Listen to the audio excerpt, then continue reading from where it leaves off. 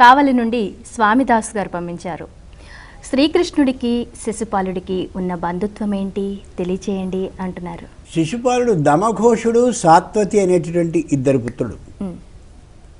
మేనత్ అవుతుంది సాత్వతి ఆయనకి. ఆ మేనత్త కొడుకు శిశుపాలుడు. వీడు చిత్రమైన లక్షణంతో పుట్టాడు.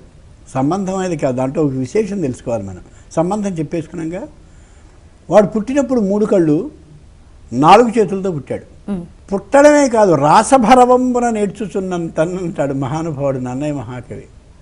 గాడిద ఎలా అరుస్తుందో అలాంటి కంఠధ్వనితో అబ్బో అద్భుతంగా క్యారు అంటున్నాడు వాడు. ఊళ్ళో వాళ్ళందరూ వచ్చి చూడడం మొదలెట్టారు. రాజవంశంలో పుట్టినటువంటి పిల్లవాడు, యదువంశంలో పుట్టినటువంటి పిల్లవాడు ఇలా అరుస్తుంటే బాగుంటుందా? ఆ తల్లి దగ్గర ఉండే పరిచారికులు అందరూ కూడానేమో తలుపులు వేసేస్తున్నారు. అబ్బాబే చూడాల్సిందే అని. ఆ గొంతే అంత గొప్పగా ఉంటే వాడిని చూస్తే ఇంకా ఆశ్చర్యంగా ఉంది. 4 చేతులు 3 కళ్ళు. ఇదేమిటని బాధపడుతూ ఉన్న వేళ ఆకాశం నుంచి ఓ ధ్వని వినిపించింది. ఆకాశవాణి ఏమని, ఎవరెత్తుకుంటే 3 కళ్ళులో 1 కన్ను పోతుందో, 4 చేతుల్లో ఆ 2 చేతులు పోయి మామూలు మనిషి అవుతాడో వాడు వీడిని చంపుతాడు అని. అర్థమైందా? కేవలం మేనత్ ఆవిడ, మేనత్ సాక్షాత్తు, ఈయన మేనల్లుడు అనమాట. అక్కడి నుంచి ఆవిడ వచ్చిన వాళ్ళందరికీ ఈ పిల్లాన్ని ఇవ్వడం మొదలుపెట్టింది ఎత్తుకోవడానికి. 4 చేతులతో ఉన్న కుర్రాడు జరి పిల్లాడిలా ఉంటాడు కదా, పట్టుకోవడానికి భయం వేస్తుంది అందరికీ. అందరూ ఎత్తుకుంటున్నారు, ఇచ్చేస్తున్నారు. ఏ విధంగానూ కూడా 3 కళ్ళు 4 చేతులు పోవటంలా. బలరాముడు ఎత్తుకున్నాక కృష్ణుడికి ఇయ్యడం ఏమిటి, వెంటనే ఈ 2 చేతులు ఎగిరిపోయి 3వ కన్ను ఎగిరిపోయి. అప్పుడు ఒరే మేనలుడా, ఎవరో చంపుతారు అనుకున్నాను రా, నువ్వా ఈ పని చేసేది? చాలా దారుణంగా ఉంది. అయితే మేనత్త ఏం కావాలి కోరుకో. ఓ మాట అడుగుతాను రా, మా అబ్బాయి 100 తప్పులు చేసేంత వరకు ఏం చేయకు. ఆవిడ ముచ్చటగా అడిగింది వరం. ఈవేళ వాళ్ళు వినాల్సినటువంటి ప్రత్యేకమైన కథ ఇది. మహాభారతంలో అన్ని లక్షల సంవత్సరాల క్రితం రాశారు వాళ్ళు. మా అబ్బాయి 100 తప్పులు చేసేంత వరకు నువ్వేం చేయకు.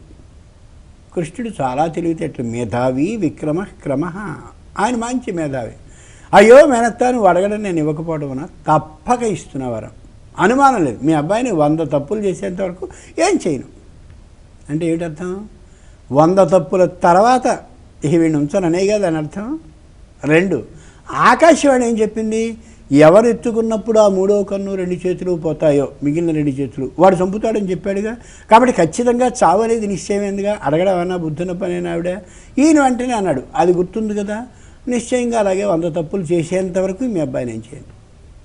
ఇక్కడ గమనించవలసిన అంశం, ప్రతి తల్లి ప్రతి తండ్రి 100 తప్పులు చేయడానికి అలవాటు పడేలా ఏ తల్లిదండ్రులు పిల్లవాడిని చేస్తారో ఆ పిల్లవాడు 101వ తప్పు చేసి తీరుతాడు. పిల్లాడు తప్పు చేసిన వెంటనే పెళ్ళుమనో లెంపకాయ కొడితే ఆ తప్పు చేయడు. 100 తప్పులు వాడు చేసేందుకు అలవాటు చేశారు తల్లిదండ్రులు స్వయంగా. 100 తప్పులు ఉన్నాయిగా, చేసేంతవరకు ఇబ్బంది లేదుగా. అంచేత వాడు ఖచ్చితంగా 101వ తప్పు చేశాడు. కృష్ణుడు చక్రంతో ఖండించాడు. ఎంత గొప్ప కథో ఈ రోజుల్లో వాళ్ళు వినాల్సింది. పక్క వాళ్ళ అబ్బాయిని చాచిపెట్టి కుర్రాడు కొడితే తల్లి సారీ చెప్పరామ్మా, తప్పమ్మా, నీకు స్వీట్ ఇస్తానుగా, ఇది ఇస్తానుగా అంటుందే తప్ప ఖచ్చితంగా లాగిపెట్టి ఒకటి కొడుతోందా ఏ తల్లైనా ఒక క్షణం ఆలోచిస్తే? అంటే వాడిని ఎలా పెంచుతోందో తల్లి, శిశుపాలుడి తమ్ముళ్ళ పెంచుతోంది. రేపు వాడిని ఎత్తిన పెడతాడు, అప్పటికి అర్థమవుతుంది. ఇంచేత గమనించుకోగలగాలి. పిల్లల్ని పెంచడం, పిల్లల్ని కండం పంది కూడా కంటుంది, పెద్ద విశేషం కాదు. కానీ వాళ్ళని తీర్చిదిద్దడం ఏదైతే ఉందో అది ముఖ్యం. ఇంచేత శిశుపాలుడు శ్రీకృష్ణుడు ఈ సంబంధం లోకానికి అమోఘమైన నీతిని ఉపదేశిస్తుంది. పిల్లల్ని పెంచవలసిన తీరుని మనకి తెలియజేస్తుంది.